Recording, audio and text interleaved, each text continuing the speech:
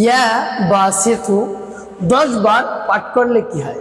আমি আবারও বলছি, ইয়া বাসিতু 10 বার পাঠ করলে কি হয়? খুবই দামি এবং গুরুত্বপূর্ণ আমলটি। আমলটি আপনি শিখে রাখুন, আপনার কাজে লাগবে। আমলটি কখন কিভাবে করবেন, কোন নিয়মে করবেন, আমলটি করে কিভাবে উপকৃত হবেন আমি বলে দিচ্ছি। বিস্তারিত জানার জন্য, আমলটি শিখে রাখার জন্য ভিডিওটি না টেনে না কেটে ধৈর্য এবং মনোযোগ সহকারে শেষ পর্যন্ত দেখতে থাকুন, তাহলে সঠিক নিয়মে আমলটি করতে পারবেন। আর যদি টেনে টেনে কেটে কেটে দেখেন, তাহলে দেখা যায় অনেক জায়গা বাদ পড়ে যাবে, সঠিক নিয়মে আপনি আমলটি করতে পারবেন না। প্রিয় ভাই বোনেরা, চলুন কিভাবে আমলটি করতে হয় জেনে নেওয়া যাক। শুরুতে উত্তম রূপে পবিত্রতা অর্জন করবেন। এরপরে উত্তম পোশাক পরিধান করে কিবলামুখী হয়ে বসবেন নির্জন জায়গায়। এরপর জীবনের গুনার কথা স্মরণ করে ক্ষমা প্রার্থনা করবেন। হ্যাঁ আল্লাহ, জীবনের গুনাহ খাতাগুলো মাফ করে দিয়ে অন্তরকে পাক পবিত্র বানিয়ে দিন, আর জীবনে কখনো গুনাহ করব না। এরপরে 3 বার দুরূদ শরীফ সাল্লাল্লাহু আলাইহি ওয়াসাল্লাম সাল্লাল্লাহু আলাইহি ওয়াসাল্লাম সাল্লাল্লাহু আলাইহি ওয়াসাল্লাম ইস্তিগফার দুরূদ শরীফ যখন পাঠ করা হয়ে যাবে, এরপর আপনি নামটি পাঠ করবেন। প্রিয় ভাই বোনেরা, আল্লাহ রাব্বুল আলামিন এমনিতেই খুশি হয়ে যান তার নাম যদি আপনি পাঠ করতে পারেন। তার নাম পাঠ করে যা চাইবেন তাই আপনাকে দান করবেন। তার কারণ আপনি যদি একজন অভিভাবক হয়ে থাকেন, পিতা বা মাতা, আপনাকে যদি আপনার সন্তান মা বলে বাবা বলে ডাক দেয়, আপনার হৃদয়টা জুড়িয়ে যায়। আপনার মন চায় আমার সন্তান যদি আরো একবার ডাক দিত, আমার আরো ভালো লাগতো। তেমনি রব্বে কারিমও বসে থাকেন, বান্দা কোন সময় আমাকে ডাক দিবে। আল্লাহ রাব্বুল আলামিন বলেন, বান্দা ডাকতে দেরি, আমি ডাকের উত্তর দিতে দেরি করি না। উদউনি আস্তাজিব লাকুম, বান্দা ডাকতে দেরি, আমি উত্তর দিতে দেরি করি না। চাইতে দেরি, আমি চাওয়া পাওয়া পূর্ণ করতে দেরি করি না। সুবহানাল্লাহ ওয়া বিহামদিহি। প্রিয় ভাই বোনেরা, তার কারণ সকল কিছুর খাজানা রব্বে কারিমের কাছে, তিনার কাছে। তার কাছে সবকিছুই রয়েছে বিদ্যমান, এমন কিছু নাই যে তার কাছে নেই। দুনিয়ার মানুষের কাছে একটা পাইলে আর একটা পাবেন না, আর রব্বে কারিমের কাছে সদা সর্বদা এট এ টাইম সব কিছু আপনি পেয়ে যাবেন। যা চাইবেন তাই আপনি পাবেন।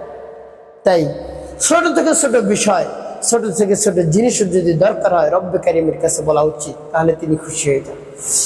মানুষের কাছে চাইলে বিরক্ত বোধ মনে করে, আর আল্লাহ রাব্বুল আলামিনের কাছে চাইলে তিনি খুশি হয়ে যান, আর না চাইলে বেজার হন। এই জন্য রব্বে কারিমের কাছে সদা সর্বদা চাওয়া উচিত। চাইবেন, দেখবেন কি পরিমাণ আল্লাহ রাব্বুল আলামিন আপনাকে দান করেছেন।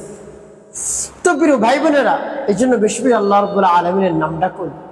সে সম্পর্কে রব্বে কারিম বলে দিয়েছেন যে আল্লাহ রাব্বুল আলামিনকে বেশি বেশি ডাকতে হবে। ইয়া আইয়ুহাল্লাযীনা আমানু যকুরুল্লাহা যিকরান কাসীরা, রব্বে কারিম বলে দিয়েছেন আমাকে সবচেয়ে বেশি ডাকো।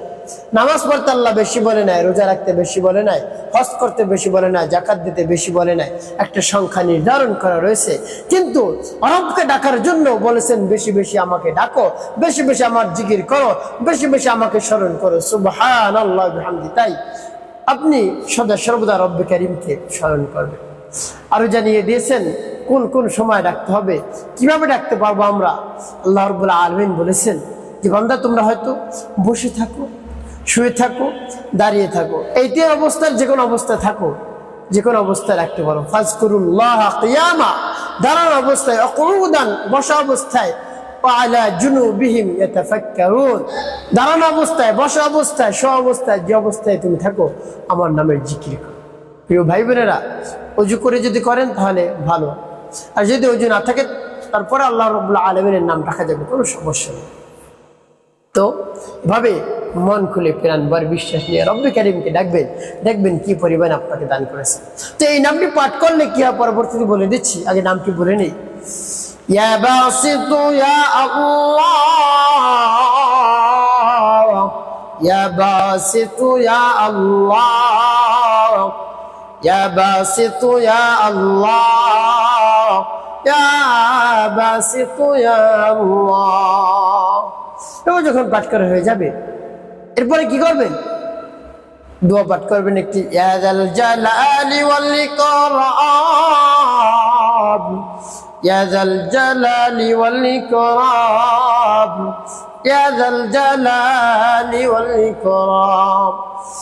সেই নামটি 10 বার পাঠ করবেন, ইয়া বাসিতু ইয়া আল্লাহ, এবং এই দোয়াটি পাঠ করবেন আপনি 7 বার। এরপরে সর্বশেষ নবীজি সাল্লাল্লাহু আলাইহি ওয়াসাল্লামের মহব্বত নিয়ে, ভালোবাসা নিয়ে আপনি গুনে গুনে 7 বার দুরূদ ইব্রাহিম পাঠ করবেন। আল্লাহুম্মা সাল্লি আলা মুহাম্মাদি ওয়া আলা আলি মুহাম্মাদ কামা সাল্লাইতা আলা ইব্রাহিম ওয়া আলা আলি ইব্রাহিম ইন্নাকা হামিদুম মাজিদ। আল্লাহুম্মা বারিক আলা মুহাম্মাদি ওয়া আলা আলি মুহাম্মাদ কামা বারাকতা আলা ইব্রাহিম ওয়া আলা আলি ইব্রাহিম ইন্নাকা হামিদুম মাজিদ। আল্লাহুম্মা সাল্লি আলা মুহাম্মাদি ওয়া আলা আলি মুহাম্মাদ কামা সাল্লাইতা على إبراهيم وعلى آل إبراهيم إنك حميد مجيد.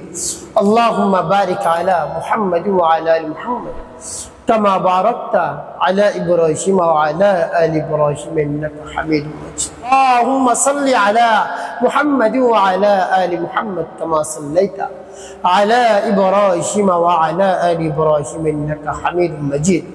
اللهم بارك على محمد وعلى آل محمد كما باركت على إبراهيم وعلى آل إبراهيم إنك حميد مجيد. اللهم صل على محمد وعلى آل محمد كما صليت على إبراهيم وعلى آل إبراهيم إنك حميد مجيد.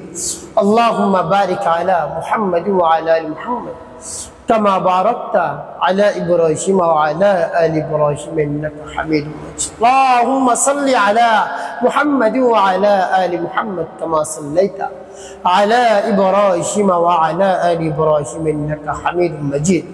اللهم بارك على محمد وعلى آل محمد كما باركت على إبراهيم وعلى آل إبراهيم إنك حميد مجيد. তবে ভাই বোন, আপনি আমলটি করা শেষ করার উদ্দেশ্যের জন্য আমল করলেন। আপনি যদি অভাবগ্রস্ত হয়ে থাকেন, ঋণগ্রস্ত হয়ে থাকেন, হতাশাগ্রস্ত হয়ে থাকেন, আপনার কাছে টাকা নেই, পয়সা নাই, একেবারে দিশাহারা হয়ে পড়েছেন, কোত্থেকে টাকা আসবে, টাকারও খুব দরকার, এই নামটি পাঠ করুন। রব্বে কারীম ব্যবস্থা করে দিবেন, কোত্থেকে আপনি কল্পনাও করতে পারবেন না।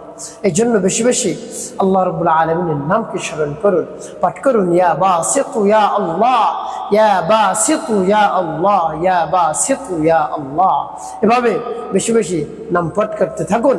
আল্লাহ রাব্বুল আলামিন আপনার উপর রাজি এবং খুশি হয়ে যাবেন ইনশাআল্লাহ। প্রিয় ভাই বোনেরা, এভাবে আমলটি করবেন বিশ্বাস এবং আস্থা নিয়ে, এবং একটি কাজ করবেন, 5 ওয়াক্ত নামাজ আদায় করবেন, মানুষের কল্যাণে কাজ করবেন, খেদমতে কাজ করবেন, মিথ্যে কথা কখনো বলবেন না, আর মানুষের ক্ষতিও করবেন না। তাহলে আপনার জীবন সুখময় হবে, শান্তিপূর্ণ হবে ইনশাআল্লাহ।